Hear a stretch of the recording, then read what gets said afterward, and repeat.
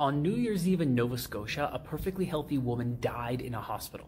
Allison Holtoff, who was 37 years old, began to feel pains at her home. Her husband then had to put her on his back because they did not trust that an ambulance would get there in time, because the last time they had called an ambulance, it took 2 to 3 hours to arrive at their home. He then carried her to the hospital.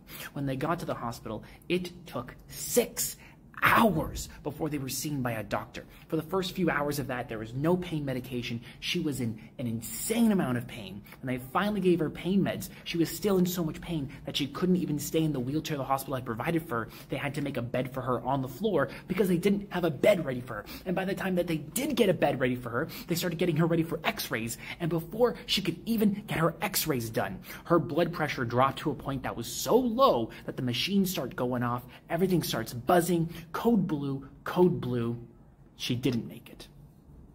6 hours without proper medical care. This whole story, this whole situation is tragic. They were able to keep her alive long enough so that her kids could say goodbye to her. But she wasn't really there. It was just a pulse. That was their New Year's. And still, the premiers of this country are underfunding healthcare. And when the federal government is offering them more healthcare dollars just by saying, hey, we just want to know what you're going to spend it on, they are refusing because they are not actually going to put it into healthcare. These conservative premiers do not care if you live or if you die. Because at the end of the day, these conservative premiers want privatized healthcare because they believe that that is the only way that people deserve healthcare. If they can afford it, if they have a job that gives them healthcare, they think that it's best if corporations can make more money off of this because they look at the US and somehow they think, oh yeah, that's what I want.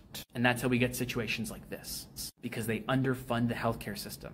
They want situations like this to happen so that we get so desperate that we beg for privatization. We cannot give in to them.